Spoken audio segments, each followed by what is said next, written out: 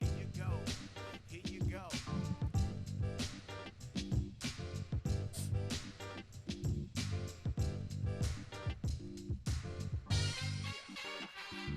Witness.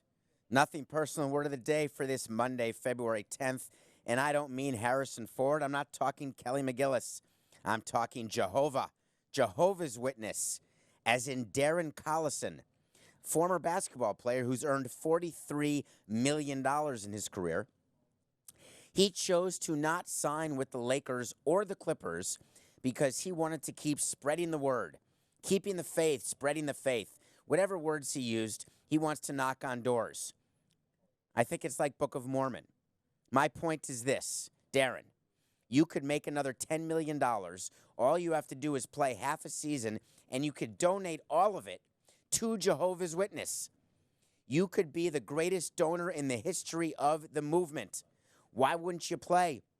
The top 2 seeds in the Western Conference want you. You have an opportunity to guarantee yourself a spot in the conference championships, maybe even in the NBA Finals, and have $10 million, all to give to Jehovah?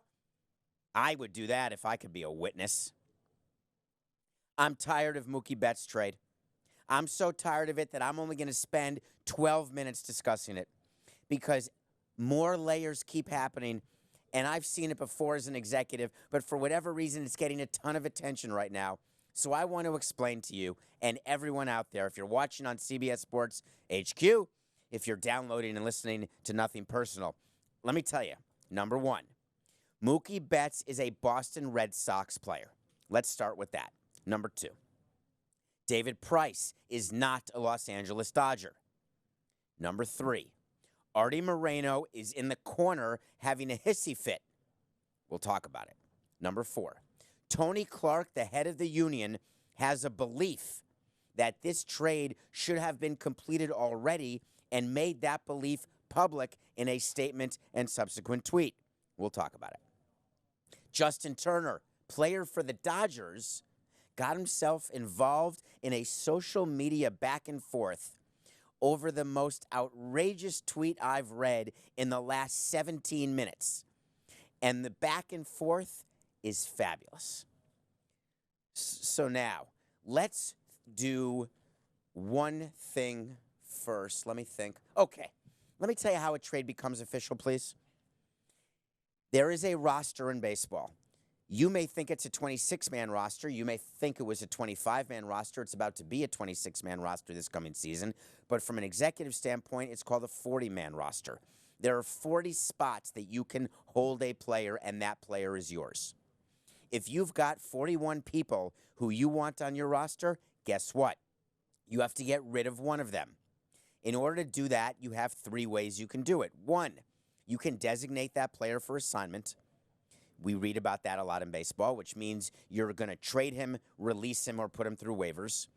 2, you can not designate him for assignment and just outright him, which is when you send him to the minor leagues.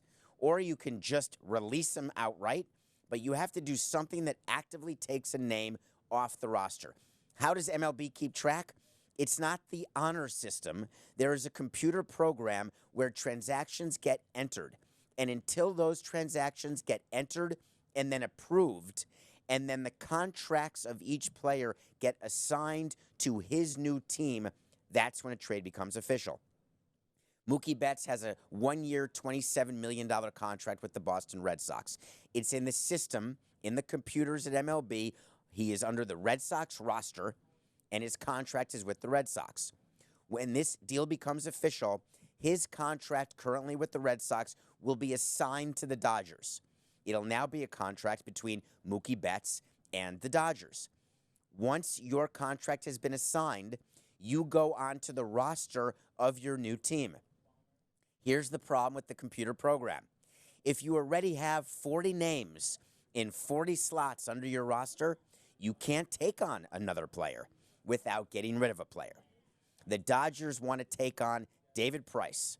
They want to take on Mookie Betts, and they want to take on the pitcher for the Minnesota Twins, whose name is being mispronounced at every level. So I'm just saying the pitcher for the Twins who throws 100, whose arm, shoulder, elbow all at one point or another will fall off, causing the entire trade to become in disarray when he failed the physical and did not go to the Boston Red Sox.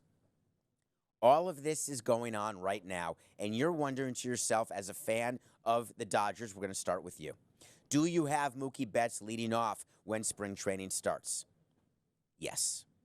Do you have David Price in the 3-hole after Buehler and Clayton Kershaw when the season starts? Yes. Will the Red Sox be under the luxury tax threshold once it starts counting, which is once the official payroll is set, which starts, payments don't start during spring training, by the way. They start first of the regular season. The answer is yes.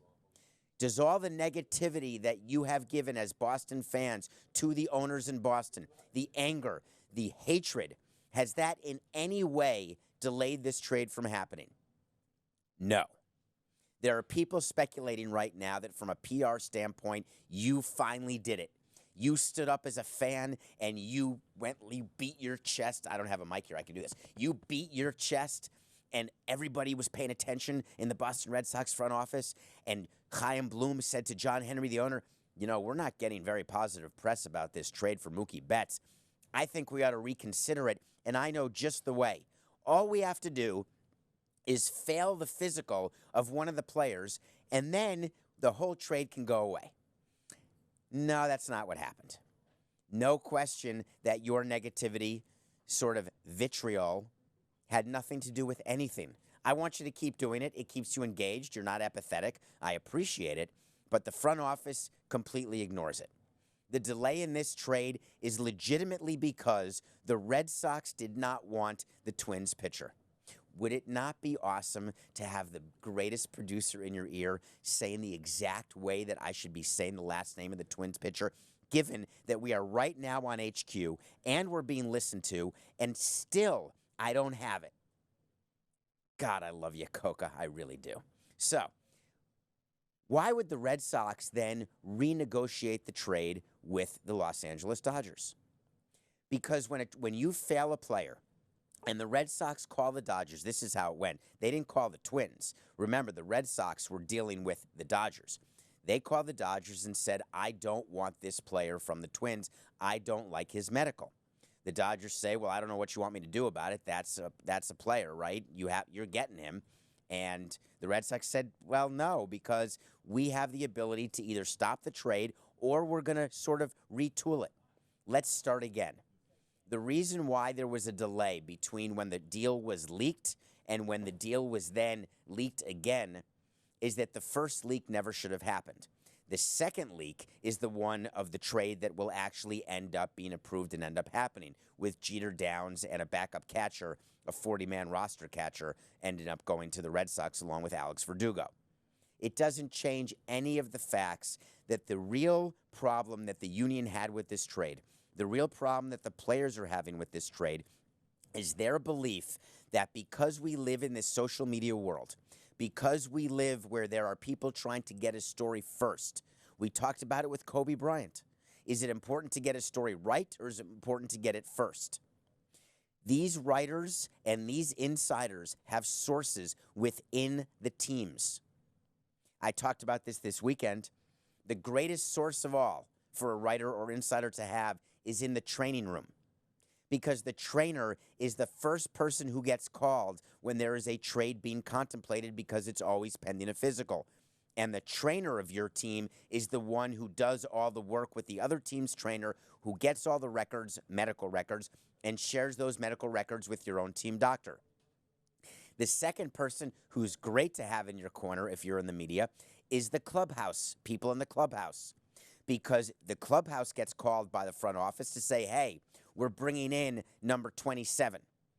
We're going to need locker number 14 and get ready to have a uniform that says number 27. Or, by the way, during the season when a player move is made, the clubby is the second person to know after the owner. The clubby knows about the player move before the player because they're getting his stuff packed up. The traveling secretary knows because they're getting people from one place to the other. My point is, there are leaks and there are sources everywhere. And to complain about that is so disingenuous. Tony Clark, the head of the union, do you know why Tony Clark lost the last round of collective bargaining and why the players are so unhappy? Because he is so uber focused on the wrong stuff. He's a former player. He's interested in what the creature comforts of players. They would trade days off for major economic points. They would trade a chef in the kitchen for a major economic point. It's insanity. Wait a minute. You want better food in the clubhouse and you'll let us do the following to the luxury tax threshold? Let's pretend we don't want to do it. Let's play it cool. Tony, we're going to have to think about that. All right, fine. We will get better chefs in the clubhouse. It's a joke. Guess what? Tony, you're at it again. The proposed trades between the Dodgers, Red Sox, Twins, and Angels need to be resolved without further delay. Why? The events of the last week have unfairly put several players' lives in a state of limbo.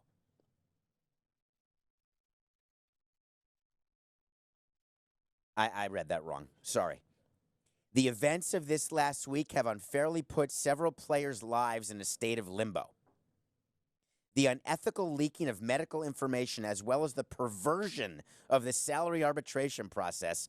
By the way, I know perversion, and that's not perverted. Serve as continued reminders that too often players are treated as commodities by those running the game. I took that personally. I don't treat players as commodities. They are commodities. I treat them with kid gloves. I love them. I talk to them. I communicate with them. We're all commodities. Do you think in your current job, in your current office, that you're not a commodity? Do you think in your current house, the relationship you have with significant others, kids, friends, we're all commodities? That's not an insult. Perversion of the salary arbitration process because poor Jock Peterson didn't know whether he'd make 7.7 or 9.5 million. That's perverted. He didn't know whether he was going to be an Angel or a Dodger. That's limbo. It's not perverted or limbo. Do you know that every player goes to the ballpark every day, not sure if that's the day they're going to get called into the manager's office and traded, released, or sent to the minor leagues? I don't care if you're a reigning MVP. I'll trade you. I don't care if you're a journeyman. Release you. I don't care if you're making money. Yeah, if you're making money, I'll probably keep you and wait till you're really, really bad. Tony Clark's statement is laughed at by the commissioner's office. Literally laughed at. I've seen it. I've read it. But here's how Tony Clark got elected. Players like Justin Turner. For whatever reason, Justin Turner decided that he was going to get himself involved in this. There's a former Met, and if you're a Met fan, you know this player. If you're not a Met fan, you don't. Josh Satin. Trades should not be allowed to be rescinded after they have been reported.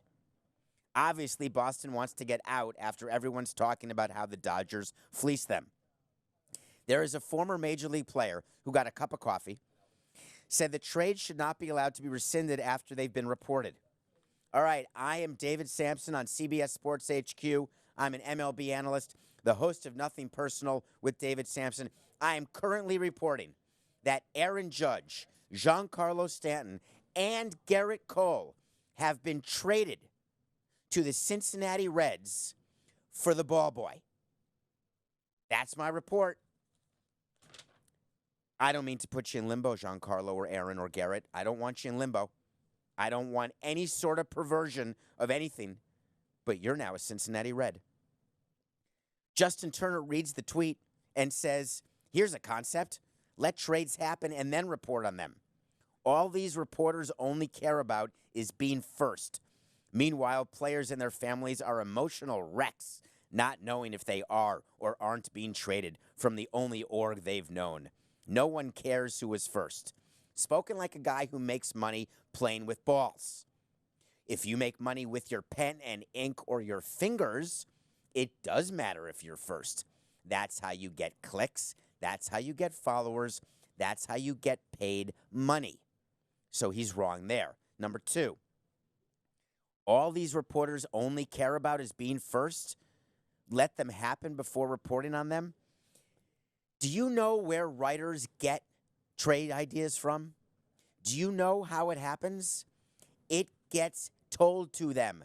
They don't make it out of thin air the way I just made up the Cincinnati Reds trade, which under the theory of the tweet that you were requoting or quoting and retweeting would have signaled the end of a trade or the start of a trade. It's preposterous. Tony Clark, I have a suggestion for you. Take this opportunity. Take one opportunity right now. Go to your players and explain to them that during this round of collective bargaining, you are going to focus on economics.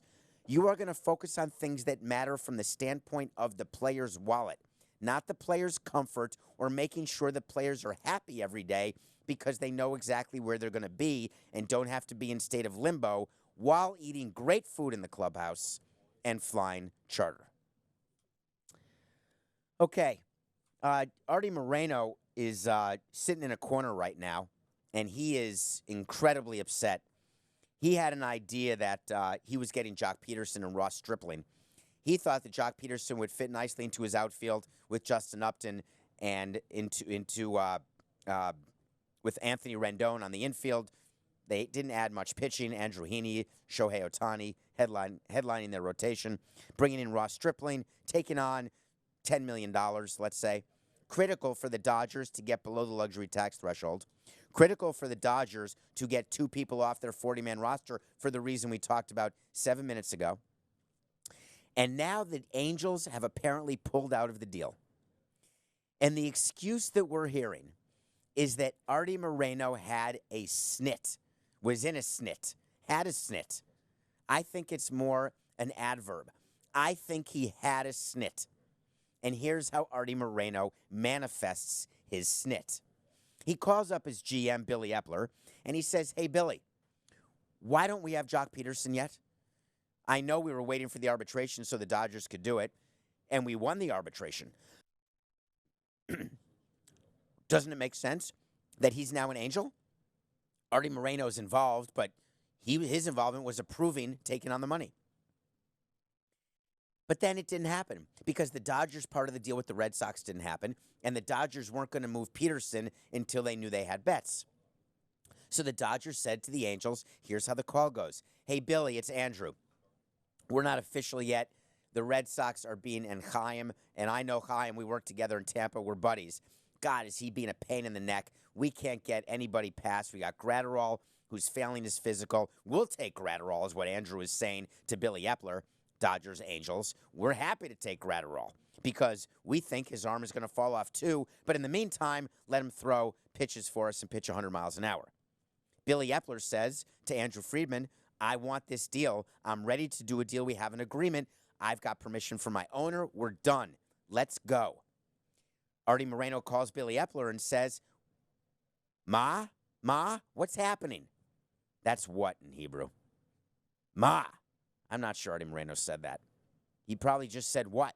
Why? Let's go. So now Billy Epler has to come out and actually give a comment on a trade that he was supposed to have done already. This is amazing. It's like these are made for nothing personal. Billy Epler, there are a lot of components and deals that need to be satisfied before you get to a point where you are calling players and informing them. We weren't able to get to that point. And in fairness to our players and players with other organizations, we won't comment further than that. So here at HQ, we work. There's so many great people. There are people who are doing graphics. There's technical directors and producers and PAs. And I had a producer who's my guy, Matthew Coca, come and give me this with his chicken scratch, Angels GM on Jock Trade. And I got to read the quote. And it just happened now while we're filming and while we're recording the podcast. Billy Epler, here's the better quote. Take the microphone and say the following. We had a trade in place where we were trading for Jock Peterson and Ross Stripling. We absolutely assumed that trade was happening, and it had nothing to do in our minds with arbitration or with the result of what Jock Peterson's arbitration would be. We also were under the impression that even if the Dodgers, Twins, Red Sox three-way trade fell apart, we believed that this trade was still going to happen. Now that the trade may become official, we are here and ready to make that trade. Do we understand there is a level of discomfort when players don't know, are they coming or are they going? We do, but that's part of the game. I assure you that we'll be in touch with our players so they will know exactly where, when, and how to report. And when they walk into their clubhouse, whether it's a new one or an old one, there'll be a jersey hanging and their name will be spelled right. Instead, Billy Epler was forced to give a quote like this, which does nothing but make fans like you, Angels fans, say this is who we have running our organization? Is this how insane our owner is that he's making our GM do this? And by the way, are the Dodgers going to finally get off their tuchus and get this trade made official? They're all waiting for each other. I have an idea. I'm going to bring in a peacemaker, someone who may not have a lot of experience getting peace from a group of people who never get peace. I'm sending him in. We're meeting with all three teams. It's all going to work out. Wait to see. All right, the Houston Astros, this just keeps getting better. I'm going baseball. You thought I was going Oscars. We are doing a full Oscar recap on this show. Don't you worry. Because I was still watching the parties as recently as this morning. I mean, it's sort of an all-night thing, right, when you watch the Oscars. It ends at 8:30 or 9 their time on the West Coast. So on the East Coast, we're tired, but we're pushing through to live vicariously through people at the variety party, etc. But we got to talk Astros because two things happened this weekend and one thing happened today, and I want you to be informed. I want you to have an understanding of some of the insane things that take place. And I'm going to start at the end with what happened today. And I'm going to explain why it happened and then explain to you why it's literally, to me, as I think about it and read about it, it is a sad commentary on a profession that I care deeply about. I love being a lawyer. I loved law school. I loved my professors. I never practiced law. I went right into business, but I use my law degree every day. Well, a lawsuit was filed today on behalf of a player, get ready, Mike Bolsinger. Have you ever heard of Mike Bolsinger? No? Anybody? Has anybody heard of Mike Bolsinger? Nobody. I work in a room full of sports nuts who literally would rather read about the lacrosse league than read Little Women by Louisa May Alcott, right? And they have never heard of this guy. He's a former pitcher who happened to pitch for the Toronto Blue Jays against the Houston Astros in 2017. He threw 29 pitches in one inning. It's been reported that there was a bang on a trash can on 12 or 18 of his pitches. Doesn't matter. He then got sent down after that outing of getting rocked. He is now suing the Astros. Can you imagine? There is a lawyer out there giving my profession a bad name. You took this lawsuit, this frivolous, ridiculous lawsuit, where he is claiming that the Astros cheating is what stopped him from having a better, longer, more profitable MLB career. Hey, Mike, do you know what stopped you from having a longer career? You stunk. That's it. You think one bad outing stops your career and that 30 teams in the U.S., all of Japan, as a matter of fact, the whole continent of Australasia, said, wait a minute, he had a bad outing in 2017. We're never going to sign him again. No chance. Give me a break. You know who makes emotional decisions based on bad outings? Owners. You know who gets overruled 99% of the time after a bad one outing by a player? Those same owners. If you're a president of baseball operations or the president of a team, you don't take one outing and make a career decision. Everybody gets roughed up. Cy Young Award winners have starts where they get roughed up. You're now filing a lawsuit that by the way, for $31 million. Now, I know you're going to say I'm being misleading to you. It's my show. I can be misleading. It's our show. Sorry, Matthew. It's our show. Here's where it's misleading. He wants to take the $31 million and give it to charity. Bless his soul. Why don't you start, actually, he may be working with Darren Collison, knocking on doors, ringing doorbells. Hello, My name is Elder David, and I am here to ding dong. Yeah, whatever. That's Book of Mormon. Anyway, what I'm trying to explain to you is that he wants to win $31 million, which is the amount of the playoff shares that the Astros split. That was a Freudian slip. That the Astros split in 2017. He wants all that money refunded. So the players who got $400,000 have to write a check for $400,000, put it all together, give it to Mike Bolsinger, and then he's going to distribute it to charities. Okay.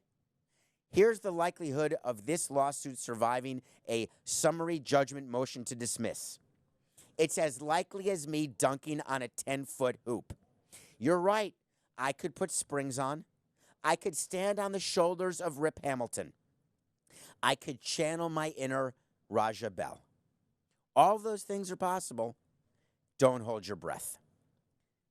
Using the Astros to file a lawsuit and finding a lawyer to do it. Spend your time reading the Wall Street Journal. That's way more important. The Wall Street Journal did an entire report by a really good writer named Jared Diamond. That's not a random shout out for Jared. He's good at what he does. He wrote an article where he outlined how the Astros sign stealing scandal was born. And in the article, it comes up that it was born through the work of an intern. I have been waiting for Monday. I'm so happy it's nothing personal again. By the way, please download, which you have, rate it like you can give 5 stars to things on Apple, review it, and in the review, make sure you ask a question. Make sure you, I'll do a bonus show. I did a bonus show at the end of January. I answered your questions.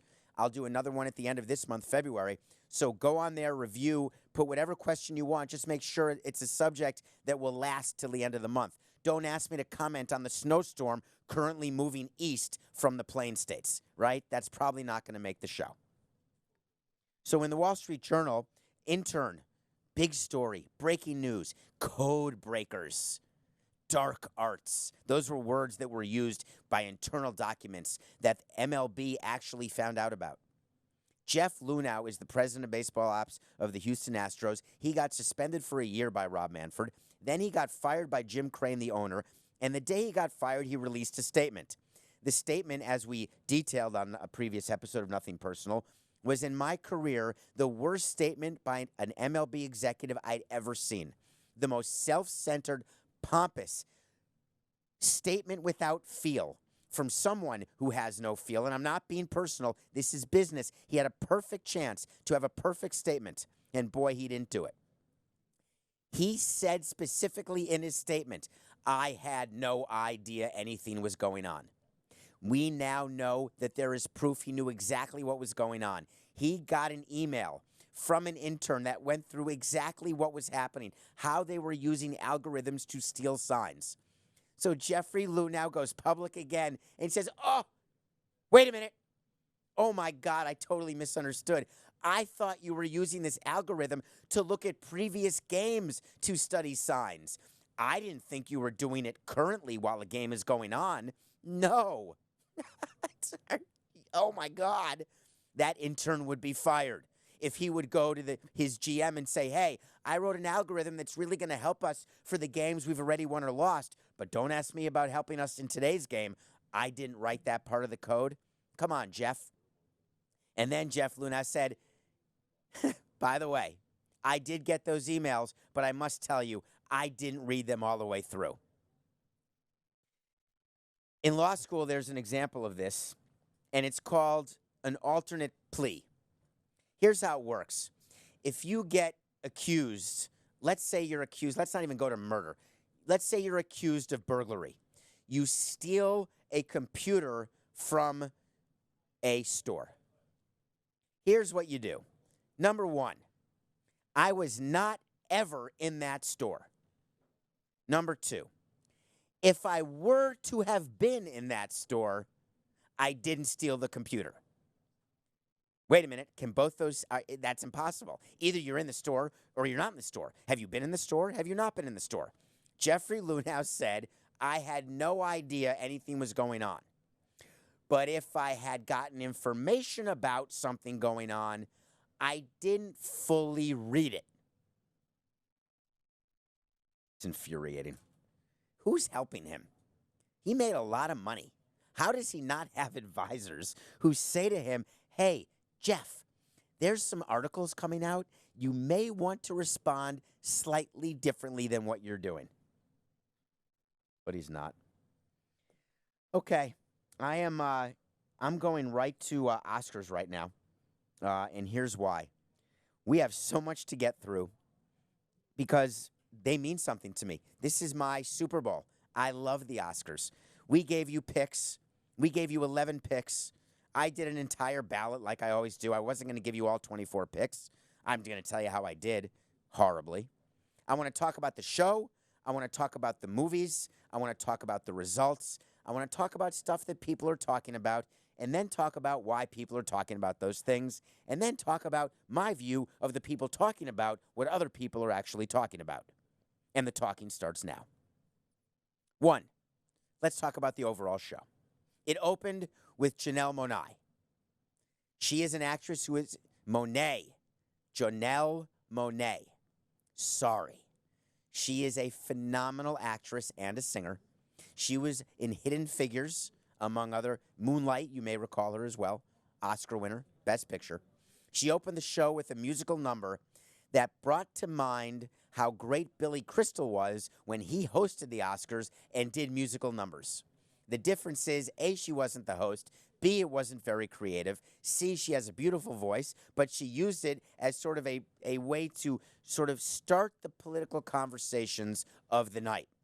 Of course, I wouldn't mind politics not being involved in my Oscars, but I knew it was going to happen. It was just a matter of when, and I didn't have the opening musical number as the winner in my box pool of when will politics be introduced at the Oscars. I had it by one of the first presenters. It turned out to be one of the first winners. Brad Pitt was the first big winner, and he did immediate impeachment conversation. So, she's off the stage. There's no host. It's a hostless party. In comes Steve Martin and Chris Rock. Chris Rock from the Facebook commercial with Sylvester Stallone, if you've never heard of him. Steve Martin, a phenomenal comedian who's now a big-time movie star if you've never heard of him. And if you haven't, go watch Parenthood, for starters. And then listen to the song called King Tut. Steve Martin, wild and crazy guy. It's like I'm speaking Spanish here. They come on stage. They start doing comedy. The only joke I'll tell you is what they said to Jeff Bezos. They were making fun of Jeff Bezos was in the room. He's the richest guy in the world. And they were talking about the fact that he's now buying all these movies and there's so much content. And Steve Martin said to him, I can't tell a bad joke about you because I don't want all of my packages to arrive a day late. He could have done way better. There's so much fodder for Jeff Bezos to have been in that room that Steve Martin, to me, missed an opportunity to go one step further. And I don't mean all about the craziness that's going on in his personal life. I'm talking about what he's doing on the business and on the movie side. But he didn't take it. The funny part about Chris Rock and Steve Martin is that they weren't hosts, and they acknowledged the fact that they were basically demoted, that they're not hosts. They're now forced to just open the show and tell jokes. Fine, move on. Let's get to some awards. First award, Brad Pitt. We had it. Best Supporting Actor. Once Upon a Time in Hollywood, my prediction was correct. What Brad Pitt did then disappointed me. His acceptance speeches throughout the entire awards circuit have been phenomenal. The acceptance speech last night put the M in mediocre. He made a joke. I only have 45 seconds, which is more than Bolton got. I think Quentin Tarantino should write a movie about what's going on. It just wasn't funny. I'm not saying don't joke about the impeachment or joke about it. I'm just saying if you're going to be political, at least be funny. I missed the self-deprecating Brad. I wanted to talk about the fact that he was there with his mother, or that he missed having Jennifer Aniston to gaze into her eyes after taking the Oscar off stage the way he did at the SAGs or the BAFTAs or the Golden Globes. It was just a dud. That was that for Brad Pitt. Done. Next. We had a couple musical numbers. Randy Newman. Don't want to talk about it. I'm too sad. He's too old. Elton John. I don't want to talk about it. It's too sad. He's too old. Did you notice Elton John had a screen in his piano giving him the words to the Oscar-winning song that he would later win, that he wrote the music to and has sung?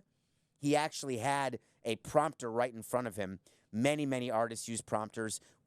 I don't use a prompter. My prompter in front of me is black. CBS spent all this great money on a prompter. There's nothing to put in it because I never know what I'm going to talk about. I mean, I've got an idea, but never really. Done. Elton John. Next.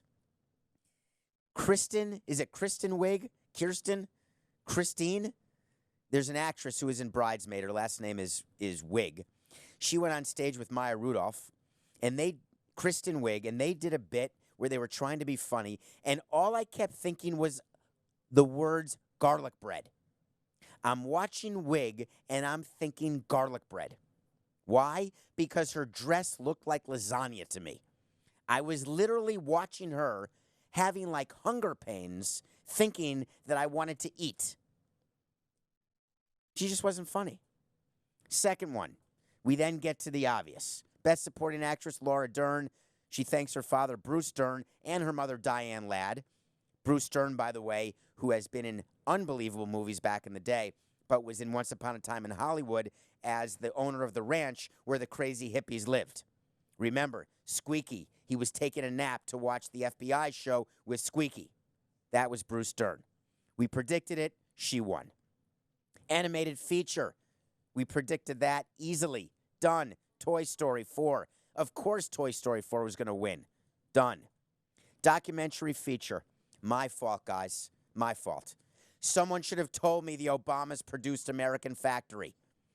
Someone should have mentioned. Slam dunk. Honeyland was way better. Although I haven't seen American Factory, which I will see now. Honeyland, we lost. International feature.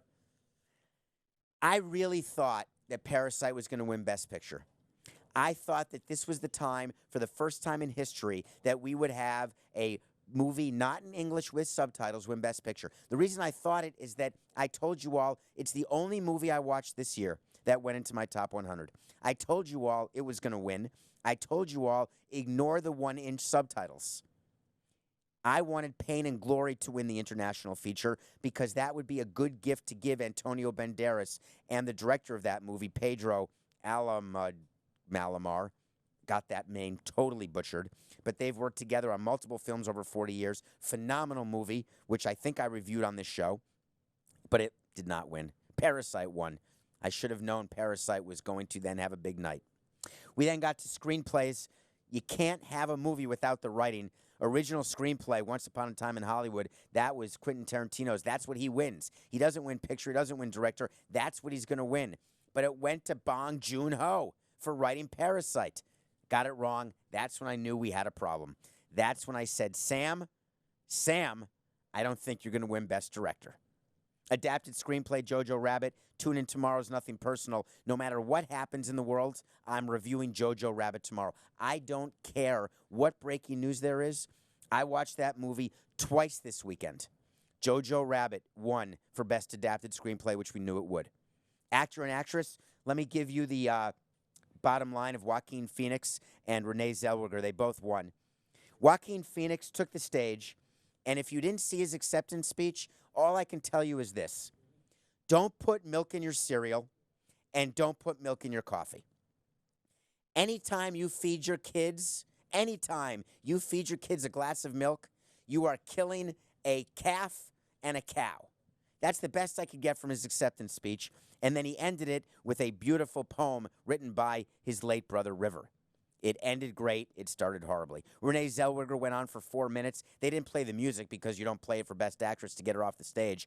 She was so all over the place. It's so late in the night that I was seeing double Renee Zellweger, which equaled one regular person.